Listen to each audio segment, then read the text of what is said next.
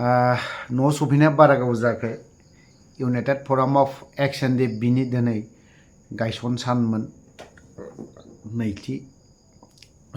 बोसोरारि सान खुंदों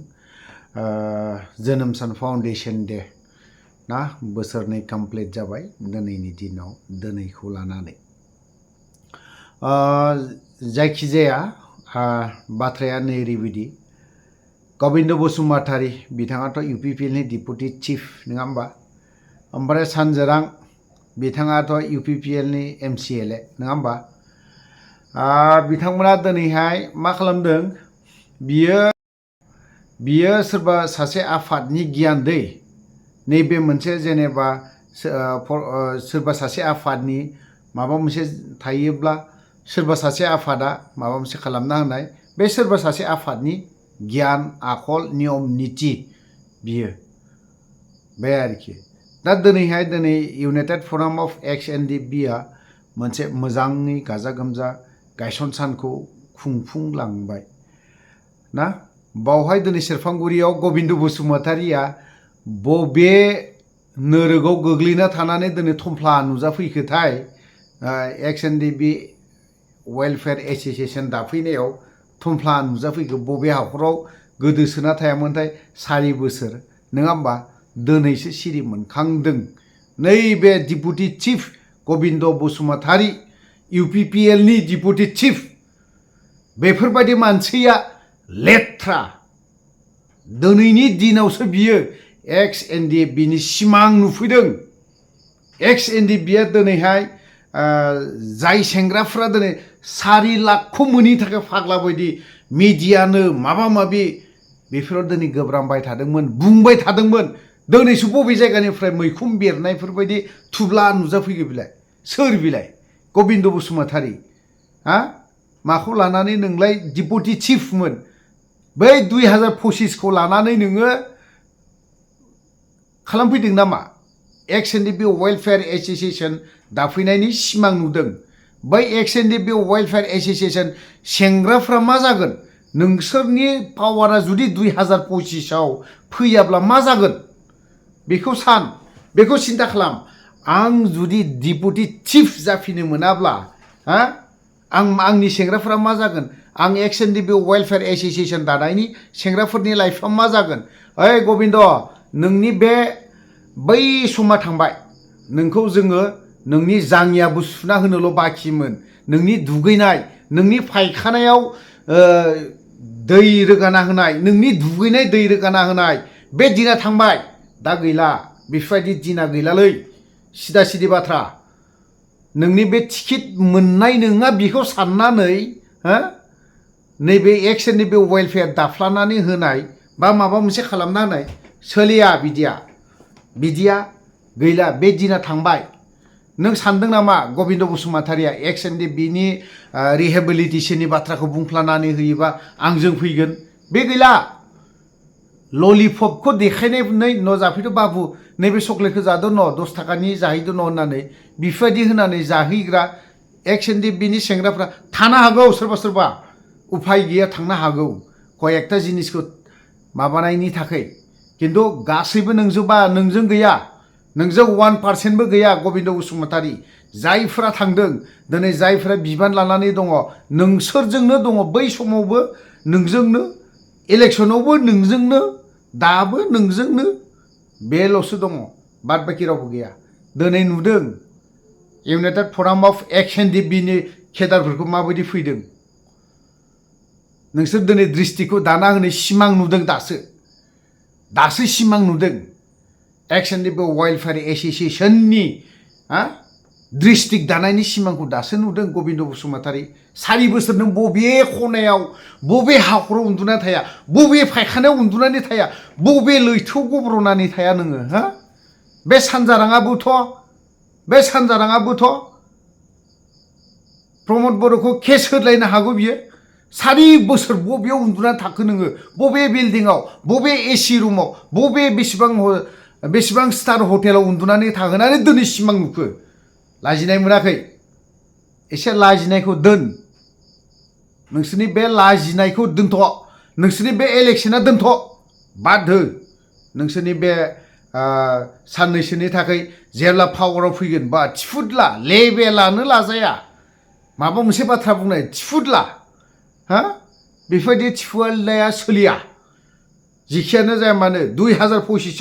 गबिन्दआ जेराव टिकेट होयो उफ्रियाबो बावहाय हैगोन नोंनि हेंथायै नोंनि भटखौ 100थाब्लाबो जोंबो बोखावगोन आरो बोखावनायाव जोंबो दं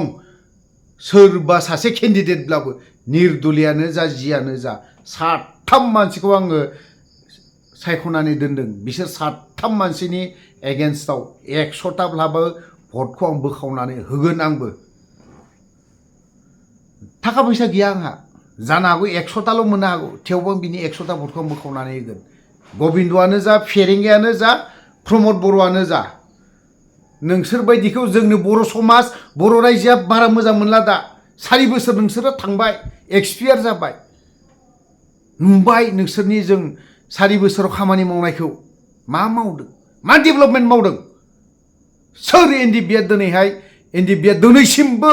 फिलफिलि गारि सालायनानै जानांगौ दिनै खानाय हाग्रा मानसिफ्राबो दिनै बर'ल' नङा गुबुन हारिफ्राबो दिनै जोंखौ बुंनो गोनां जादों बुंदों एनडिएफबि हिसाबै नोंसोरो जेबो मोनाखै बाङालिफोरखौ गावथारदों बांगालफोरखौ गावथारदों सोरखौबा गावथारदों सोर गावदों एनडिएफबि आफादा मा मोनखो नोंसोरो मा मोनखो मा होखो गबिन्द बसुमतारी नोंसोरलाय हा मा होखो नोंसोरो जेबो गैया गबिन्द बसुमतारी नोंसोर बायदिया डिपुटि चिफ जानो लाजिनांगौ बर' रायजो राजानो मा होफैदों जेबो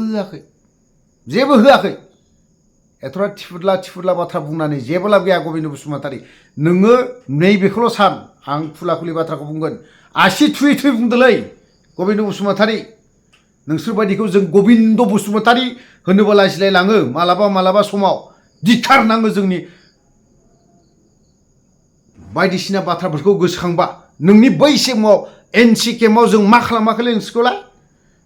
ओंखाम जानायनिफ्राय जोथोनै होदों जों जानायनि सिगां नोंसोरनो ओंखामखौ खुरग्रोनानै होयो जोंनि खावसे बाहागोखौ नोंसोरनो होयोमोन जों मोजाङै जाथों मोजां सिन्ता खालामथों बर' हारिनि बेफोरबायदि सिन्ता खालामथों होननानै जों होयोमोन नोंसोरनो खिन्थु जों मा मोनखो जोंनो मा होखो बर' हारिनो जोंनि होनायखौ बाद दोन जोंनि मोननायखौ बाद दोन नाङा जोंनो जेबो नाङा रायजो राजानो मा होखो नोङो दिनै गबिन्द बसुमतारी मोनबायदिया मा होखो डिपुटि चिफ लायनो बिटिआरनि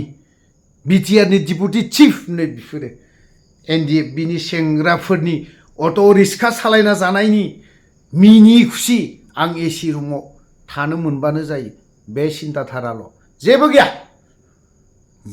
नोंसोरनाव जेबो सिन्ताधारा खालामनाय गैया नोंसोरनाव मा सिन्ता खालामदों दिनैनि दिनाव नोंसोरो मा एक्सन बे वेलफेयार एस'सिएसन दानानै साला बै सेंग्राफोरखौ गोदाव सोराव खालामनो दिनैबो बै सेंग्राफ्रा उफाय गैया नोंसोरनि गलाम जानानै दं नोंसोर दिनै सरकाराव दं कयेक मास 7-8 मासल'नो नोंसोरनि बे पावारा बारा दिन गैला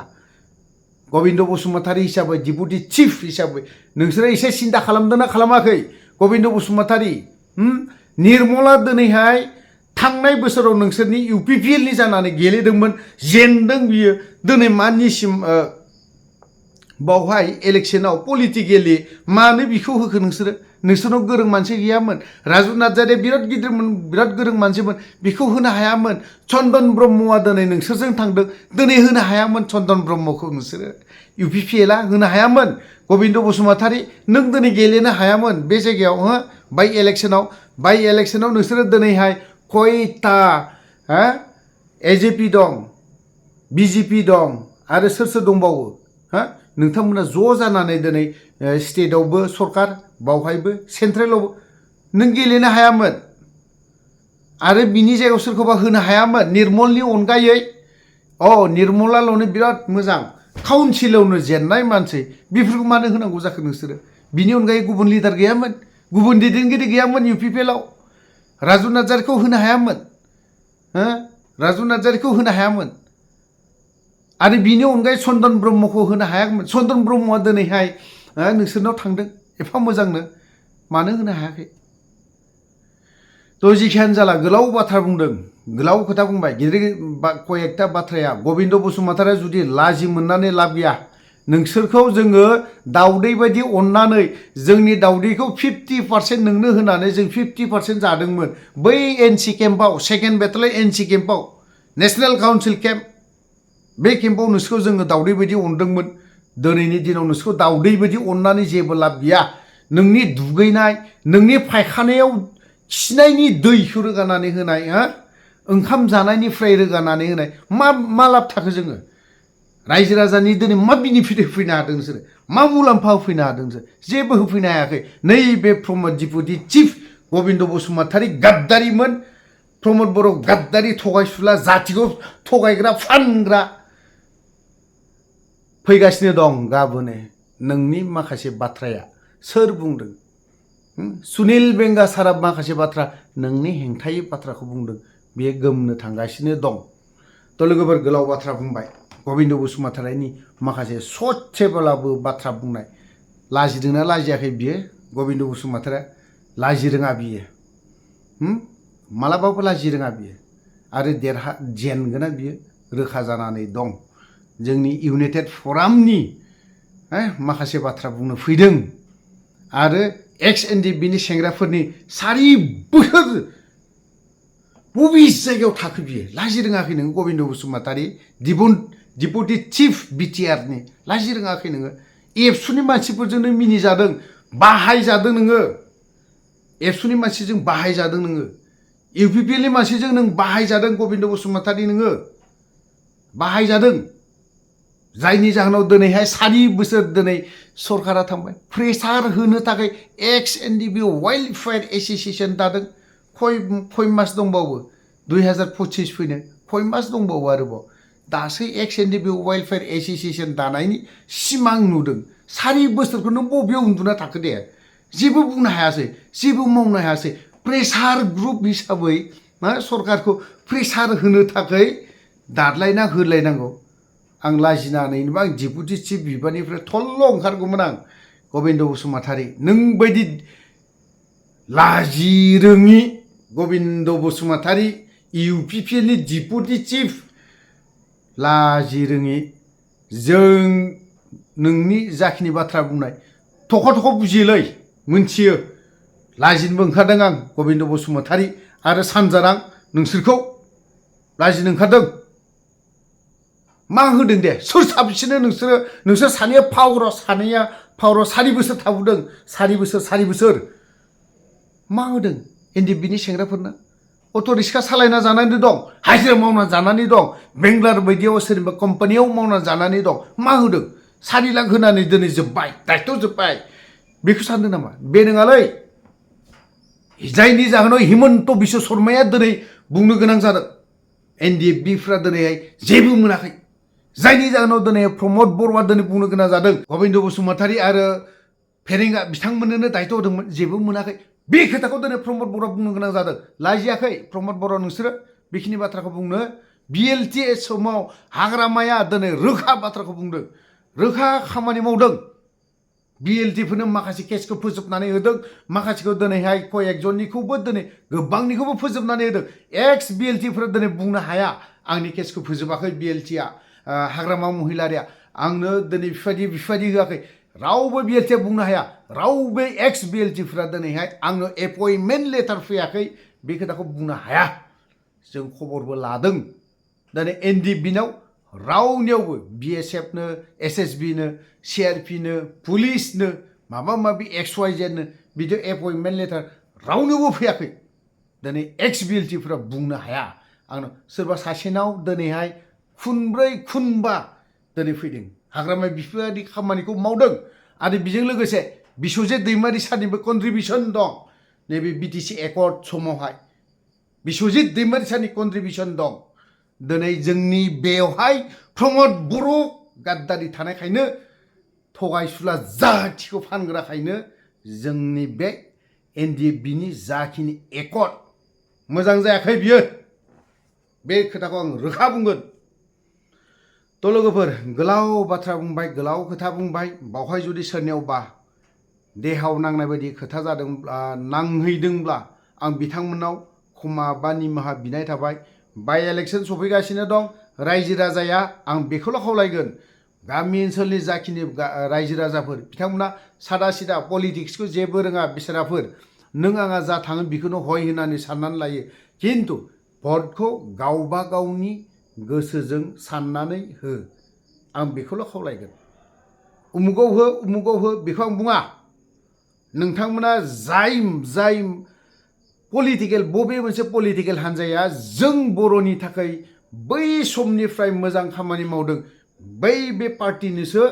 भट हो आरो जैसे पलिटिकेल पार्टिनो भटखौ दाहोदलाबाय। नोंसोरनि दामि भटखौ, नोंसोरनि दुखु खस्थ' खालामनाय बैफोर भटखौ नोंथांमोनखौ गामिनि रायजो राजाफोरखौ थगाय थसि बुरखाय बुसिब्लाबो भटखौ लानो थांगासिनो दङ नैबे बाय इलेक्शनाव। ओंखायनो रायजो राजाफोरखौ आं खावलायदों, नैबे इलेक्शनाव बाय इलेक्शनाव नोंथांमोना सानै हयै भटखौ हो। बै समनिफ्राय जों बर' हारिनि थाखाय डेभेलपमेन्ट मावनाय जाय आफादा दिनै, जाय पलिटिकेल आफादा डेभेलपमेन्ट खालामदों बै बे आफादफोरनो भटखौ होनाया मोजां। तो लोगोफोर गोलाव बाथ्रा बुंबाय, बावहाय जुदि गोरोन्थि बाथ्रा जुदि बुंदोंबा गासैबो बर' रायजो राजानाव क्षमा बा निमाहा बिनानै